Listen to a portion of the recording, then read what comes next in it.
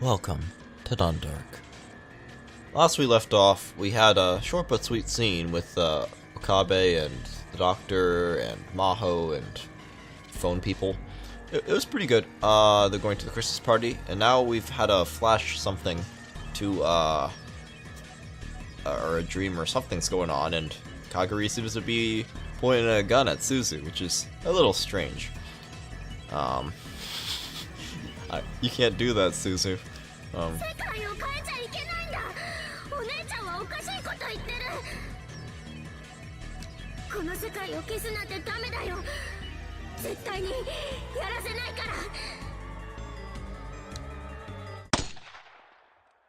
Oh, rip. Rip Suzu. There were bullet marks on the inside of the time machine. Suzu traced them with her fingers and remembered what happened here. That was the last time she's talked to Kagari. Wait, so Kagari wanted to shoot her?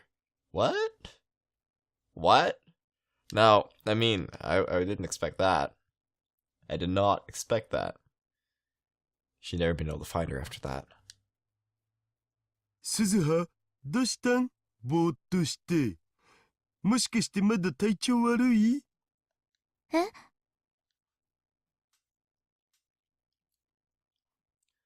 Suzu looked back and saw her father. He seemed worried. He was holding a bolt in his hand and offering it to her. ああ、ごめん。大丈夫。She nodded and took the bolt.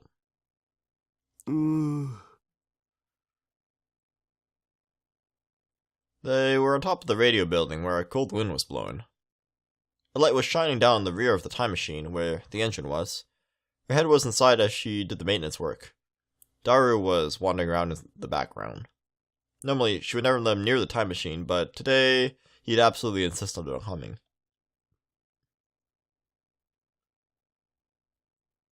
病み上がりの娘を心配しない親はいないっつーの。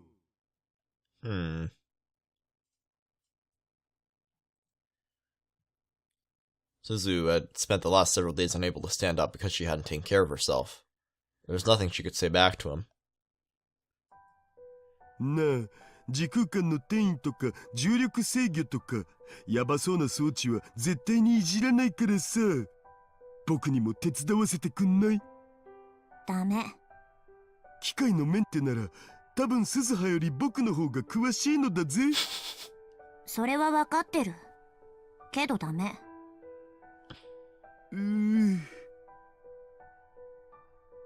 Daru slumped forward, dejected. Suzu had no intention of discussing it. なあ鈴葉、今日はもう暗いしさ、寒いしさ、続きは明日にするべきだって。そろそろ帰ろう。父さん一人で帰ればいい。私はまだやることがあるから。今日もかがりたんを探すん？オカリンにも協力してもらえることになったんだからさ。鈴葉一人でそこまで無理しなくてもいいんじゃね？風邪治ったばっかりなんだし、しばらくはかがりたん探しはやめにすべき。It made her a little mad. それ、私に無断でオカリンおじさんに話してほしくはなかった。Suzu had told Daru that she was spending every day looking for Kagari, but it was only later that she'd found out he told Rintaro. It wasn't a problem, but her relationship with Rintaro was already a bit strained, and this made it harder for her to ask him to get back in the time machine. つうか、さっきからずいぶん苦戦してね。締めにくい角度にボルトがあるんだ。どれ？僕が変わるよ。それくらいならいいっしょ。Well, like, I could sort of see that, like, people from the future who wouldn't exist at all if you changed the timelines would want to not change the timelines. I mean, that seems within reason. In terms of Kagari and the bullet and the guns and all that and blah blah blah blah blah. Yeah. Suzu pulled her head out of the engine unit. 顔中油だらけじゃん。せっかくの美人が台無しだ。そういうことは母さんに言ってあげなよ。それはハードル高すぎ。Daru stuck his face inside the machine and began to look around. ああ、この構造だと多分こっちのパイプを後からはめたんだな。先にパイプを外すといいよ。パイプの中に冷却用の液体かなんかが通ってるはずだから、まずこっちのバルブを使って中を空にするわけ。So what? Is this like Christmas Eve or something? Or is this like a different time? I'm not sure. このマシンってメンテナンスのことをあんまり考慮に入れてないと思う。Well, it can't be before Daru told Okabe about the little girl and all that, so... Yeah, I don't know. まったくだお。すげえめんどくせえ。What's Wapita? What a pain in the ass. Oh, okay. 作ったの誰だと思ってるわけ？僕。Daru started to sigh and started to concentrate on his work. He did his job silently, twisting his massive body to the left and to the right. Watching him, Suzu remembered her childhood. When she was younger, she loved watching her dad make the time machine. 父さん、え？私最近なんだか自分でも自分が理解できなくなってきてさ。こんなこと考えるなんておかしいんだけど、この世界をなくしてしまって本当にいいのかなって。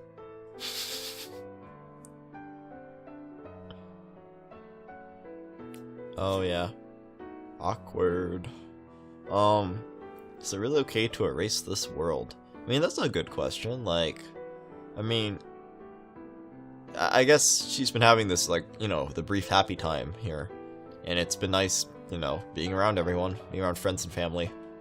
And where things don't suck. And, yeah. I guess she might be a little worried that if she erases it all, you know, well, then what happened to it all? It's gone, right? Did it make it all for nothing? I don't know. Her mind flashed back to the young Kaguri's screams. Can't erase this will, huh? Huh? She'd never forgotten the look in her eyes, and she'd never been too able to shake off the feeling that they were watching her.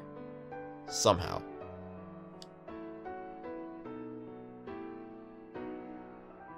私のミッションが成功するとさ、マキセ・クリスは死なずにシュタインズゲートへの門が開くんだ。うん。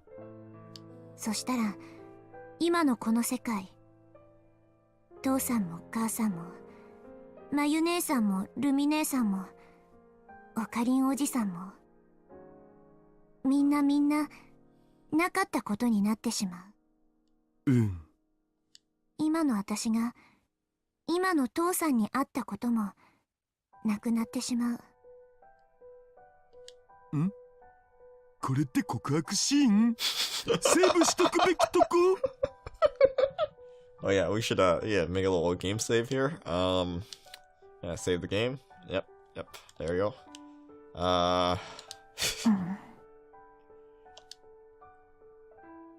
Suzu said nothing and poked her dad's calf with her toes. She's like, you know, yeah, the me that's here right now will never have met you. It's kind of awkward, yeah. 真面目な話をしてるんだ。今度ふざけたら蹴るよ。迷ってるのか？まあ、そのなんだ、別にいいんじゃね？え？今が消えてもいいんじゃね？だってこの先人が大勢死ぬんだろ？そんなの嫌じゃん。父さん。鈴葉はいろいろと考えすぎだお。戦争なんて嫌だ。だから世界を変えるんだ。そのくらい単純でいいと違うん？つうかさ、僕戦争なんて行きたくないし、鈴葉と違ってこんな人間だから戦場なんかに連れて行かれたら3日も持たないね。だらしないな。幻滅だよ。Suzu sighed, turned around, and started to walk away. あれ、どこ行くん？顔洗ってくる。油でベタベタだ。そのボルト閉めたらカバーも閉じておいてくれる？父さんの言う通り、今日はかがりを探すのはやめておくよ。お、それがいいよ。一緒に帰ろう。うん。Suzu looked up at the moon, shining in the cloudy winter sky. She let out a puff of white breath. The white breath danced in the air for a moment, and then disappeared into the cold.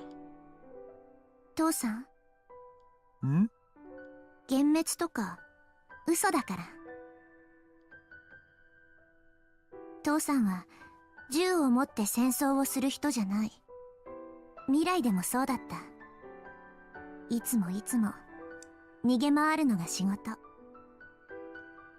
未来の僕、ダメ人間すぎる。けどそれでいいんだ。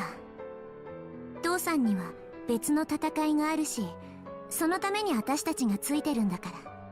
In the future, you've got another battle to fight, and that's the battle with addiction. No, okay.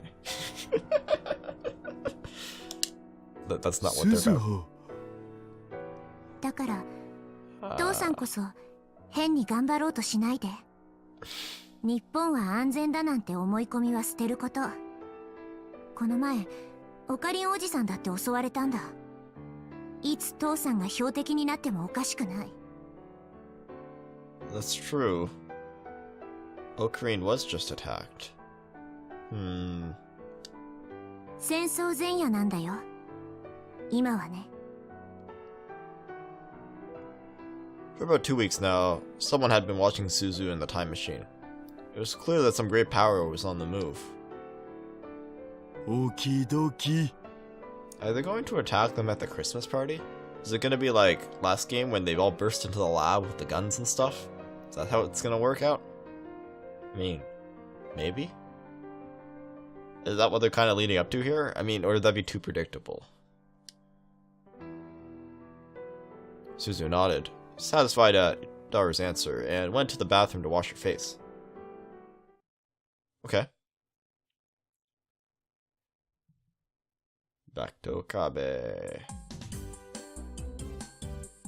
The lab was filled with Santas. Oh, sorry. Okabe voice. The lab was filled with Santas, just like I'd heard on the phone. And all of them were wearing miniskirts. Oh, look at everyone's outfit. That's cute. 来たにゃ来たにゃ。準備はバッチリですよ。どうもメリクリです。Oh, there we go. There's more friends. That's good. オカリンさん、こんばんは。Oh. Wow. So many friends. The sight of so many girls in a small room like this, all wearing Santa miniskirts, threatened to overwhelm me.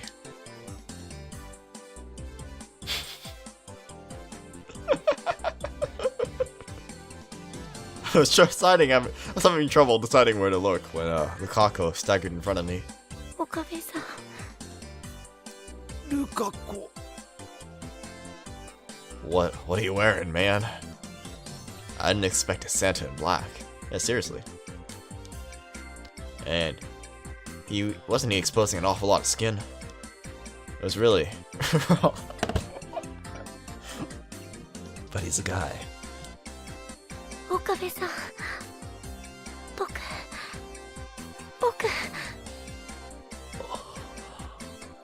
Lukako. なんていうか、お疲れ。It must have been hard being the only guy. I gave him a pat on the shoulder and he smiled, relieved. I'm using very little of the texting in this story compared to the last one. Oh, can I just call her anytime? だから私じゃなくて真帆先輩の相手をしなさいと言っとろうが。Oh, okay. Oh, well, that's kind of lame. 私もサンタ服着たかったな。 Oh, great, it's you.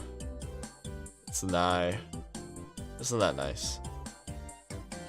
じゃあ来年はなえちゃんの分も作ってあげるね。本当？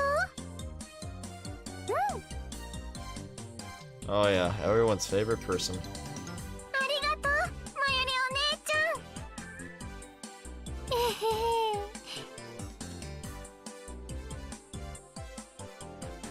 さあオカリン、入って入って。ダルと鈴葉は？まだ連絡ないんだ。 The biggest goal today was to get Suzu to participate. It was no exaggeration to say that that's why Mayuri had held this party. ちなみにオカリンのお客様は？ I like the lab background too. I told them earlier that I was bringing the doctor and Maho. I brought the two of them inside. 紹介する。レスキネン教授だ。メリークリスマス。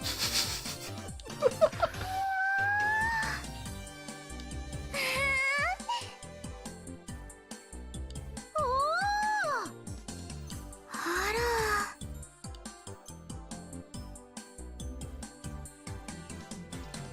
おっきい。ありがとう、キュートなお嬢さん。でもお父さんの方が大きい。Fair. それともう一人、ヒア城真帆さんだ。どうも、はじめまして。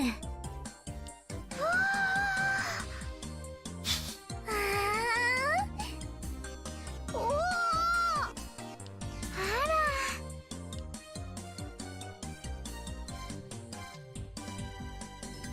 まほにゃん、また会ったにゃ。あら、にゃんにゃんの人。 It's the Nyan girl. 小学生？中学生？これでも成人しているのよ。ごめんなさい。 Hey, that's what you get, Nai. Maho's smile froze on her face. なゆりちゃん、どう思う？二人とも逸材だよ。まゆしーは妄想がはかどります。なえちゃんの分も含めて小さめのサイズを用意しておけばよかった。 Aww. まゆしー、一生の不覚だよ。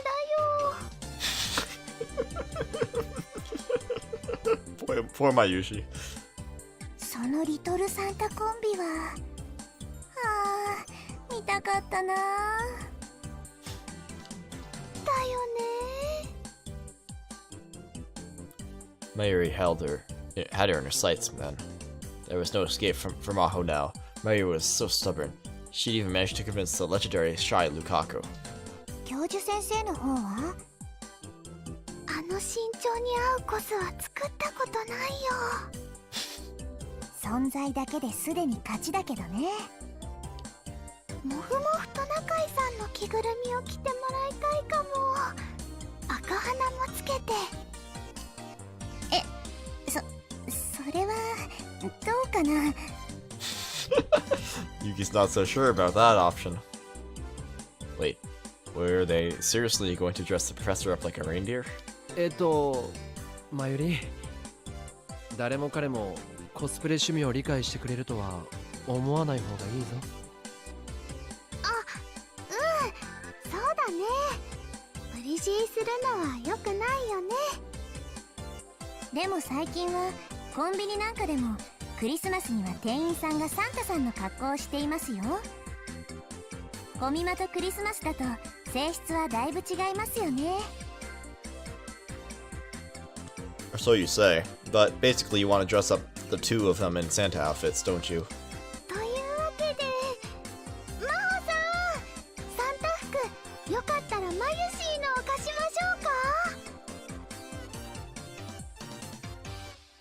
Mario was already going after her. Maho refused as forcefully as she could, but the doctor was surprisingly interested. He had been trying to put on a triangular party paper hat. ダルくんから連絡来たよ。 Did they message me too? No. No one wants to talk to me. I like the little Oopa background. It's cute. I should change my background. On the... Here, let's go back to the cool, like, whatever this is. The blue background. Let's go back there. Change the ringtone. Yeah, Steiner. Yeah. That's what I want. That's what I want. Okay, cool. もうすぐ作って、すずさんと一緒。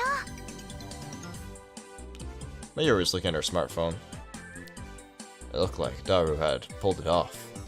I guess he really was Suzu's dad. That meant we'd succeeded in our biggest objective, which meant it was on to the next mission. We all decided that we were going to surprise Suzu. Suzu didn't know we were all waiting for her. We each grabbed a noisemaker and got into position. The doctor and Maho helped too. Maho seemed unsure, but the doctor was more than willing to participate. 電気を消すにゃ。 Okay, we can turn off the lights.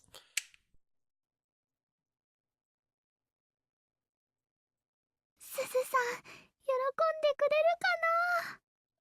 すずはさんのびっくりした顔なんてなかなか見られないもんね。でも実はとっても甘いもの好きなのにゃ。それにとても親切なんですよ。この前挨拶したら返してくれたよ。へえ、私ももっとすずはさんと仲良くできたらいいな。なれるよ。きっと大丈夫。相性はぴったりだよ。 And then we heard Daru's voice from outside the window, in the alley below the building.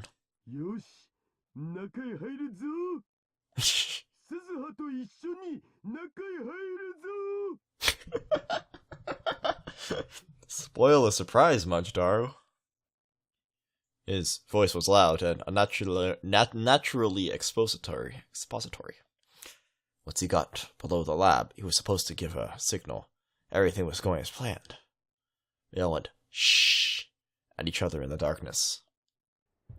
I could hear 2 sets of footsteps coming up the stairs.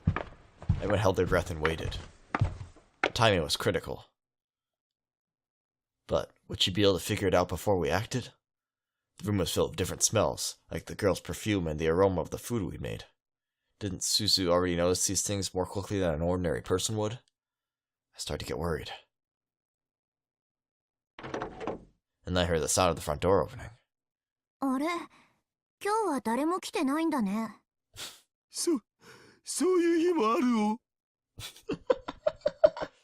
Daru, you idiot. Your voice is shaking. I got even more nervous. Was it time yet? When was the signal? I felt like my hands were going to slip and trigger the noisemaker too early. My palms were sweaty, arms spaghetti. I could tell Suzu was taking off her shoes. Ferris gave the signal. The second the lights went on, we all activated our noisemakers. I could see Suzu flinch for an instant. But I couldn't follow what happened after that. That's how fast she was. She dropped down, sprawled off the floor, and leapt towards Yuki, who happened to be standing in front of her. She might have broken Yuki's jaw off the base of her palm before I could shout at her to stop. Maybe surprising the war veteran wasn't the best idea? Fortunately, Yuki had been surprised by Suzu's sudden charge and had slipped when she tried to step back. Because of this, Suzu's palm barely missed Yuki's nose as it sliced through the air.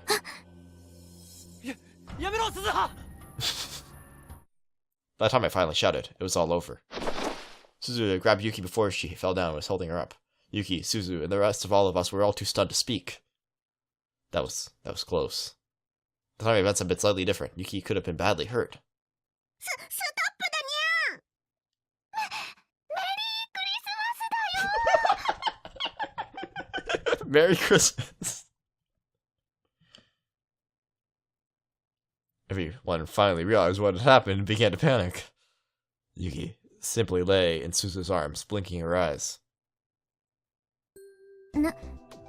何してるの?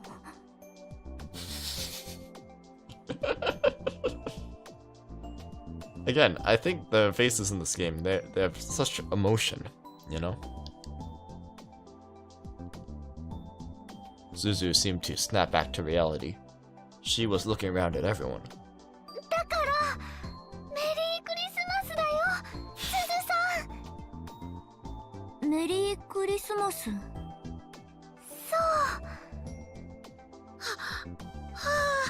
びっくりした。すごい動きだったわね。僕、早すぎて見えませんでした。ユキさん、大丈夫？ Suzu was looking around the room. Did she still not understand what was going on? Did she not realize it was a party, since she'd never been to a party before? The walls and the ceiling were covered in wreaths. Wreaths and ribbons. There was a folding table filled with food, cakes, snacks, and drinks. パーティー？ごめんなさい。びっくりさせようって言い出したの私なんです。 Yuki backed away from Suzu and started bowing apologetically. So it's Yuki's idea. すずは、これはなんつうかサプライズってやつを演出してみたわけで、みんな決して悪気があったりとかじゃなくって。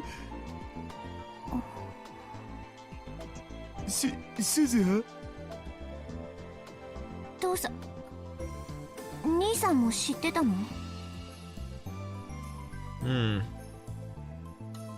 ？Didn't really bad stuff happen last time, like in the first game, when she stayed behind in time? Like she didn't go back in time because she wanted to go to a party? Yeah, like... Yeah, that's what this reminds me of. I'm like, wait a minute.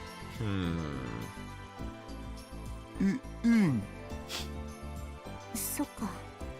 だから今日はなんか変だったんだ。ごめんね、すずさん。企画したのはマユシーなんだよ。だからユキさんやダルくんを怒らないで。怒るならマユシーにして。やだな、マユ姉さん。私そんなにいつも怒ってる？ Suzu looked around the room again.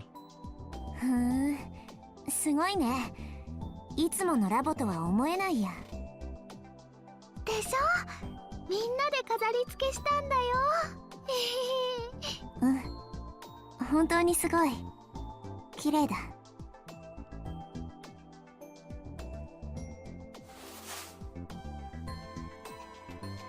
Suzu laughed half-heartedly and began backing towards the door. どこ行くの？どこって、マユ姉さんたちパーティーするんでしょ？邪魔しちゃ悪いからさ。もう兄さんってば気が利かないよな。こんな。そんなことないやん。一緒にやろうにゃ、パーティー。え？でも私こういうのしたことないし。楽しくご飯食べたりおしゃべりしたりするだけだよ。だからね。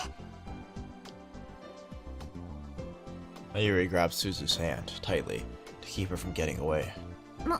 マユ姉さん？ほら、鈴葉の席もちゃんと用意できてるのだぜ。けど本当にどうしたらいいのか私。いいから座れっつーの。すずさん。Mayuri half dragged Suzu over to the seat next to me, forced her to sit down.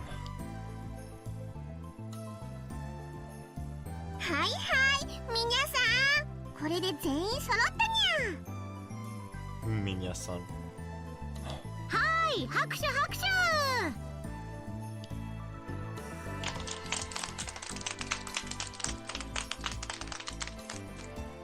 Everybody started to applaud at Fubuki's signal. Dairu played some Christmas carols on the computer. The grim atmosphere that had begun to fill the room was banished. I felt a little relieved. それじゃあまず乾杯をするにゃ。グラスに好きな飲み物を注いでにゃ。 Everybody started to look at the various drinks on the table. ほら、鈴葉。Suzu still looked like she was feeling as though she didn't belong, so I poured her some non-alcoholic champagne. ああ、うん。やっぱり私無理だよ、こういうの。なんで？だって遊ぶためにこの時代へ来たわけじゃない。Oh. The real reason she came to this era, huh? I didn't have the right to say anything about that. I was the only reason she was stuck here, unable to fulfill her task. But, even so... たまにはいいじゃないか。でも Yeah, but the thing is, in the previous game it was really bad to party, so, you know... 鈴葉は考えすぎだっつーの。 Dara joined the conversation. みんなとご飯食べるだけだって。どのみちお腹は空いてるっしょ。それは Maybe Dara's statement caused her to realize it because her stomach rumbled. うん。ほれ見ろ。みんながいろいろ作ってくれたんだから、ありがたくいただけばいいんだって。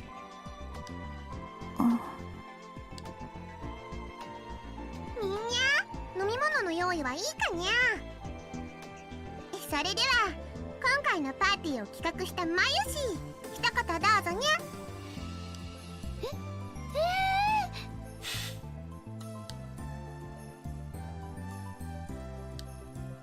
Sorry. Mayuri stood up, flustered. As she stood, she bumped into Lukaku, who was standing next to her.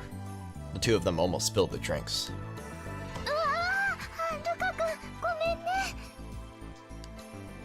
まゆりちゃん、落ち着いて。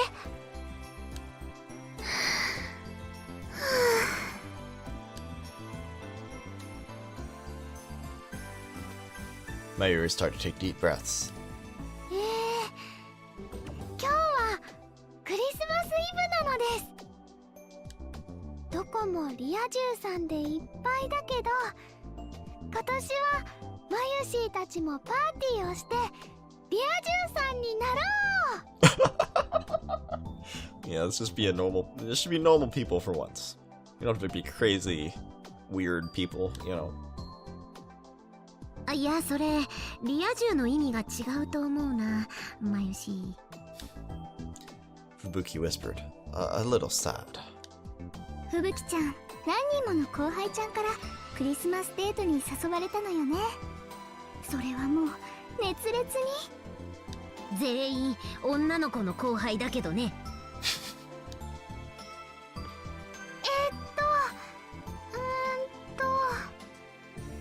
とにかくみんなが楽しんでくれればマユシーは嬉しいな。 Aw. 終わりです。 Okay. Mayuri gave a little bow and smiled to Suzu. Suzu answered with an expression that wasn't quite a smile. それじゃあ乾杯するにゃ。マホにゃん、温度よろしくにゃ。え？私？せっかく来てくれたんやから自己紹介も兼ねてよろしくにゃ。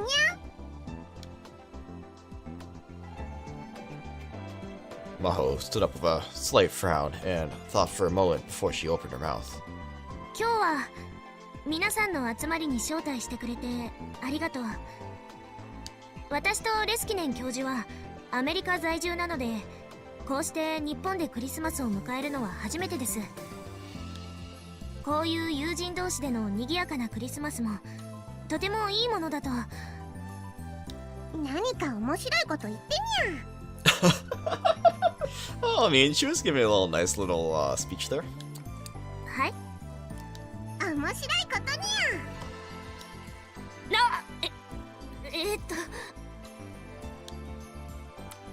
Ferris, you're crazy.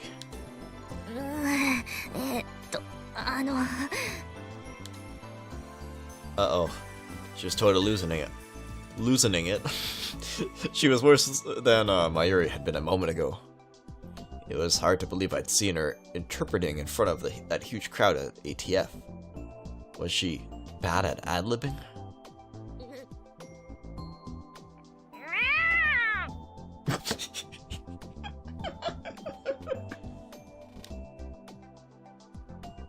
Maho's desperate attempt at something interesting was cute, but honestly a little embarrassing. Felt like watching a small, adorable animal. 猫耳メイドの素質があるにゃん。うんうん。マホリンニャンニャン誕生の瞬間だね。Ferris and Mayuri were the only ones who seemed really impressed. 私ったら何を言っているのかしら。ヒアジョーさん、そろそろ乾杯を。そうね。そうするわ。それじゃあ。乾杯。乾杯。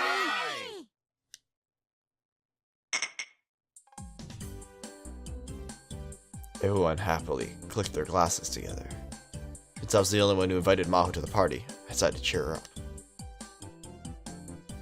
面白い乾杯の挨拶だったよ。自己嫌悪だわ。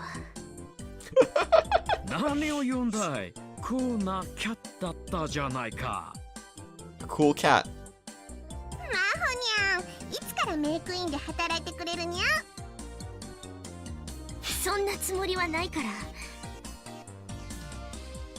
Ferris and the doctor were both enjoying trying to make her feel better. すずさん、乾杯だよ。すずはさん、私も。あ、うん。Suzu still had a somber look on her face, but Mayuri, Yuki, and Daru forced her into a toast. はい、すずさん。これ、マユシーが作ったんだよ。Mayuri put a piece of quiche on the plate and gave it to Suzu.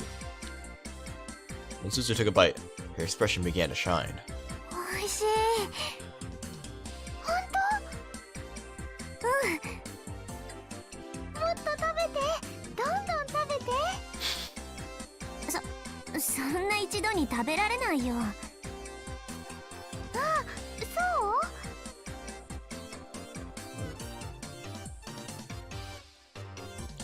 Remember, kids, it's not what you eat between Christmas and New Year's, but what you eat between New Year's and Christmas.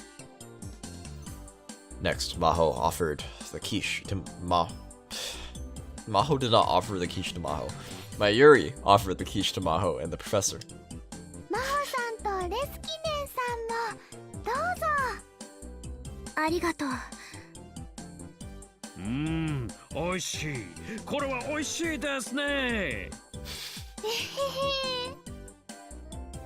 じゃあこちらもどうぞ。エビグラタンとあとフライドチキンはエスニック風にしてみました。 Ethnic style. Oh yes, I love. Do you fry the chicken ethnic style? I really like my chicken ethnic style.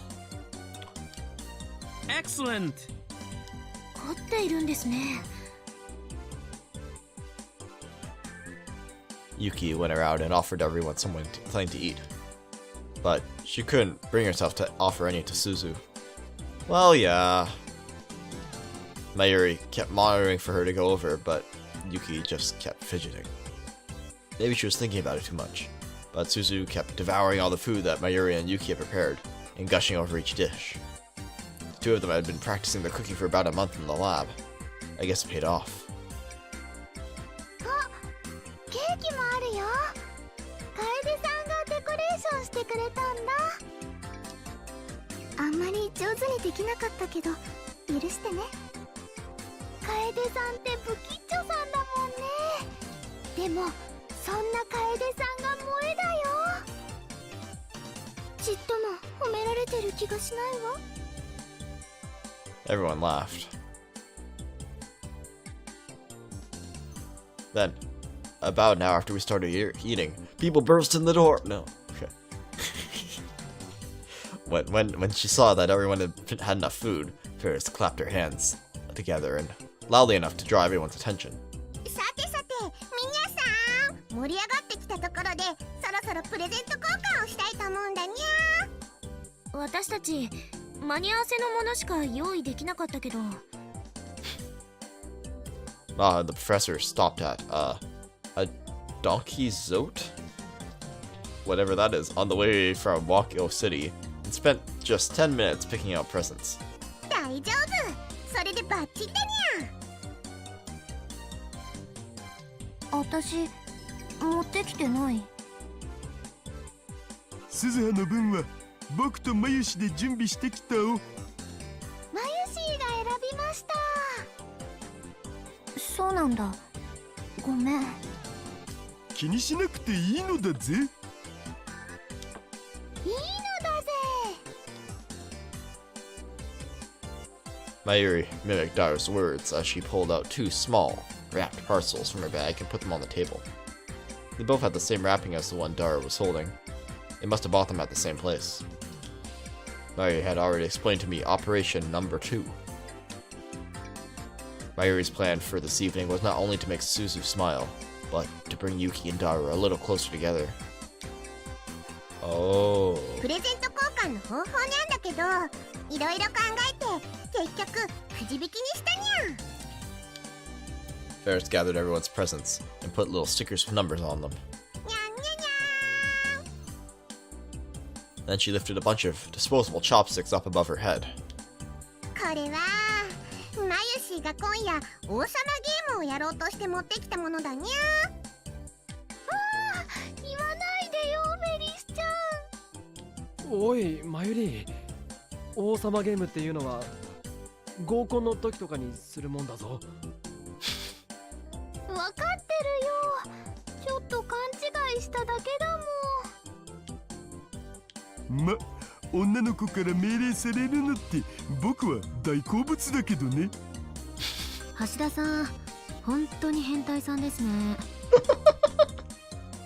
ということで、マユシーがちょっと勘違いしちゃったこの割り箸をくじ引き用に使わせてもらうにゃ。引いた番号のプレゼントをゲットできるのにゃ。Ferris loudly shuffled all the chopsticks, then went around to everyone telling them that so that they could draw one. She was also part of Mayuri's plan. In fact, Mayuri and Ferris were already sending signals to each other with eye contact with their fingers. While everyone was focusing on the chopsticks, they were busy relabeling Yuki and Dara's presents. They were so obvious about it that I was getting nervous that Yuki would be able to find out. みんな、引いたかにゃ。それじゃあ、プレゼントを渡すにゃ。中身を見るのはみんなに行き渡ってからにゃぞ。ワクワクしますね。何が当たるかな。 Ferris and Mayuri passed out the presents, according to the numbers that everyone drew. Once the presents were handed out, everyone started to take off the wrapping paper.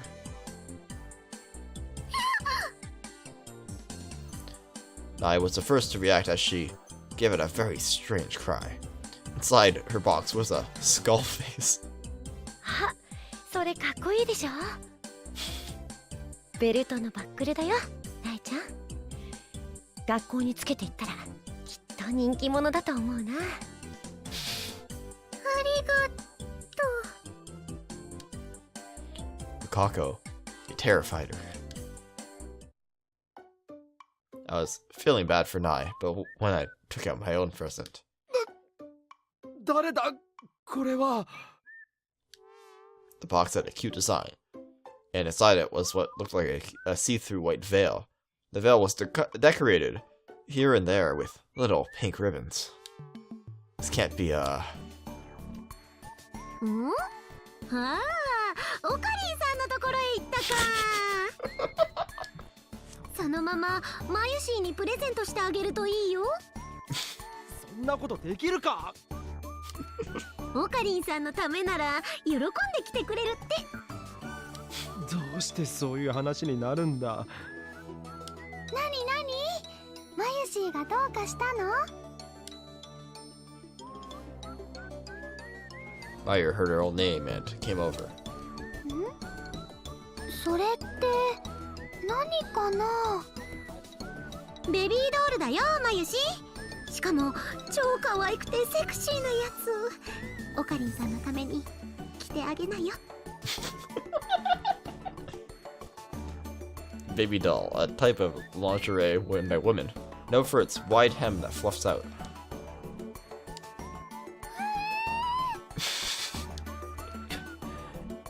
そんなわけにはいかないだろそれならオカリンさんが自分で着てもいいんですよ。これは返す。いくらでも自分で楽しんでくれ。I pushed the lingerie back into Fubuki's hands. じゃあこっちと交換します？ Oh no. Oh no. Fubuki handed me her present in exchange.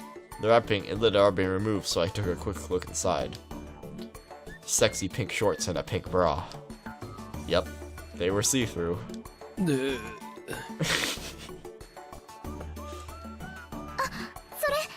私が持ってきたプレゼントです。まゆりちゃんに着てもらえるなら嬉しいです。どうぞ。君たちにはそういう発想しかないのか。まゆしはもうオカリンからプレゼントもらったからいいよ。 Murray had drawn my present, perhaps because we were childhood friends? By the way, I'd chosen a huge chunk of chocolate in the shape of a golden bar. The kind of thing you'd find in a Donkey Zote bargain bin? Oh. オカリンさんさ、もうちょっとなんかなかったの？ Wow. うるさいな。パーティーではこういうのがウケるって雑誌に書いてあったんだ。いや、これはないわ。うん。ないわね。なんだって。Not even a chance. The magazine said it was a sure thing. マユシーは嬉しいよ。だって金の延べ棒だよ。こんなの一生触れないよ。 Oh yeah, right. Okabe's been reading those normie magazines. Yeah. Mentioned that in the prologue. いい子だ、マユシーは。本当にいい子ね。よしよし。 Fubuki and Kade were patting Mayuri's head, half out of sympathy, and half because she was cute. Somehow, I ended up as the bad guy. じゃあ次は私が開けてみますね。 Yuki started to open her present.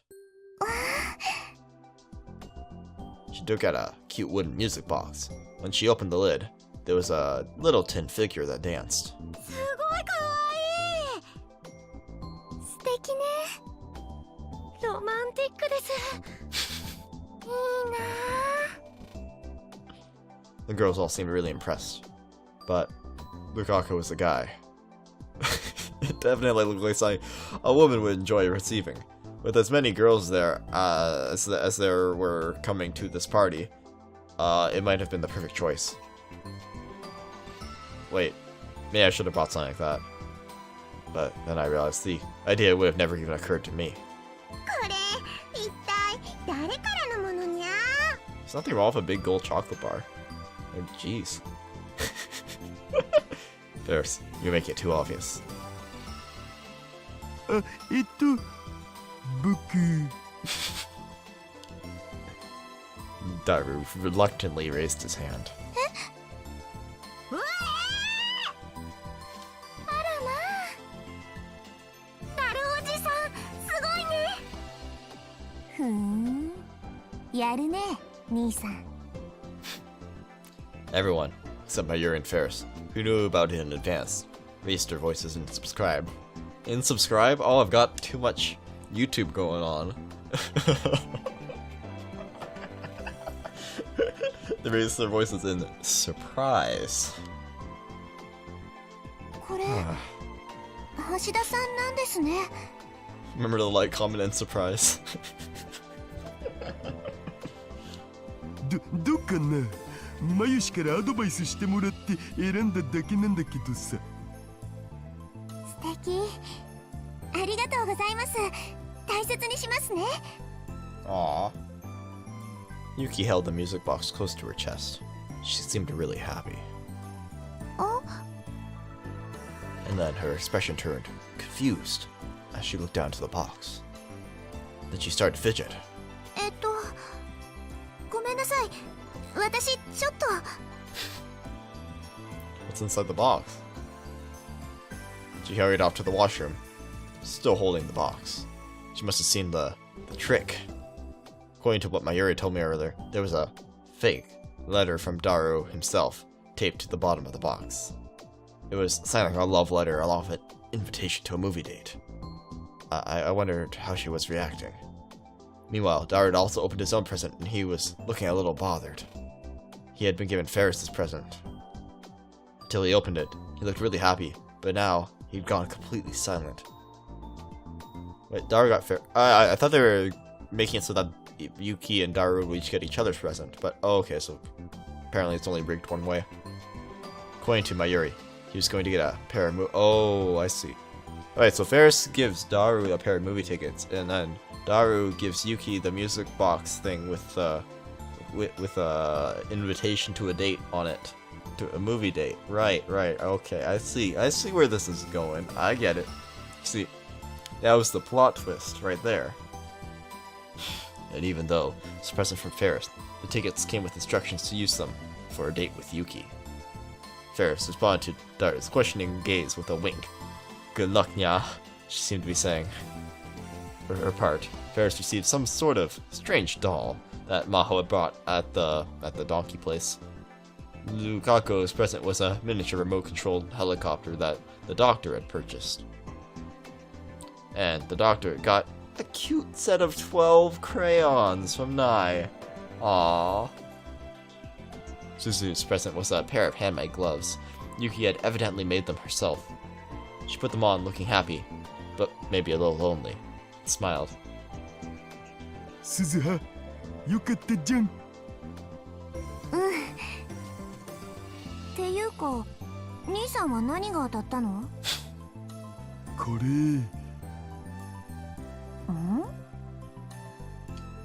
Daru realized that it had all been a setup, and he was clearly avoiding looking at her. Suzu seemed to understand and patted him on the back with a gentle expression on her face. いいんじゃない？行ってきなよ。なんだお鈴浜で。だって二人を見てるとじれったいからさ。けどリアルでデートなんかしたことないし。母さんもそうらしいよ。え、そうなん？うん。そっか。Yuki came back from the bathroom. She seemed to be having trouble walking straight. She sat back in her seat, but began to nervously nibble on snacks on the table. And once in a while, she would take a look at Daru. For now, the movie ticket plan seemed to be going well. Staring too much could tip her off. I probably should pretend that I don't know anything. マユシーが用意したオルゴールは真帆さんに行ったんだね。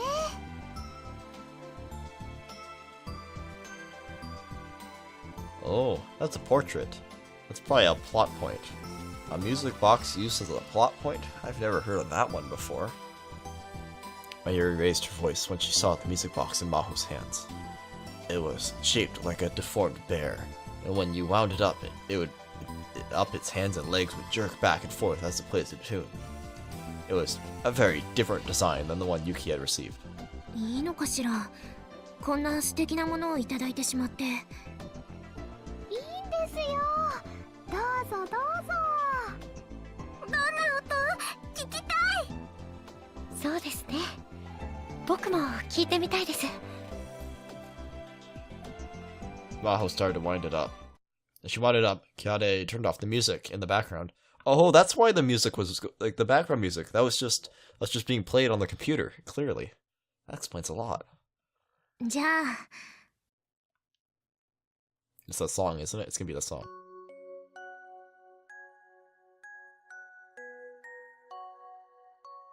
Maho took her hand off the winding key, and the mechanical, yet gentle sound that was unique to music boxes began to play. The lively atmosphere of the lab was replaced with a feeling of calmness and peace. We listened quietly to the sound of the music box. まゆしいね。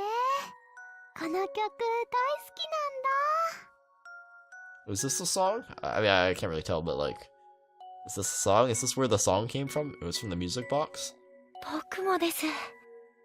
ポカポカした気持ちになるね。ええ、そうね。あ、そうか。この曲だ。 Yeah, it is the song, isn't it? Suzu stood up, as if she suddenly remembered something. ゆきさん、ほら、覚えてない？え？は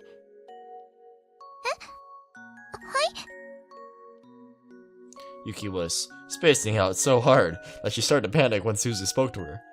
私が寝込んでた時、ゆきさんがここで歌ってたよね。ああ、そういえば。うん、確かにこの曲だよ。 Suzu seemed to be remembering something as her eyes narrowed. ねえ、まゆ姉さん、これ、なんていう曲？ね、これは。 Uh-oh. Oh no. Oh no. Oh no. Oh no. Please don't. Please don't. People burst in the room now. You can't do this to me. You can't something happen right when she's gonna say what the song name is. You can't. You can't. Mayu was about to speak, and then... What? What? What? Out of nowhere, the world twisted. What? What's going on? Can't access my phone. I moaned in pain as an incredible sense of wrongness flooded through me. The whole lab seemed to twist and fade, and the happy party I experienced warped around and waved into like a mirage. This, it couldn't be. No. Somewhere far away, I heard something that sounded like a violent crash. I was just barely able to move my eyes in the direction it came from, and I saw Fubuki falling to the floor as she knocked over a table. Kyade and Ferris ran over to her, calling her name. But it all looked so blurred, like I was watching a movie underwater, and everything was moving so slow. Their voices were getting further and further away. No matter how much I stretched out my hand, it reached no one and touched nothing. It was a terrible feeling, as if time and space were being torn apart, and even matter itself was losing its subjectivity. Does the song name like cause like some kind of time paradox or something? This feeling. Even if I didn't want to remember it, I knew what this awful feeling was. I knew it far better than I had ever wanted. This was reading Steiner. Oh my gosh. What the heck? What the heck? Pandora's box. What have you done? What happened? Okay, that was weird. Anyways, I'm gonna cut it off there. I'm really excited to see what happens next. I have no idea. Oh my gosh, like everything just twisted. Who caused a time travel paradox? Like who time traveled? That is like who changed the timeline?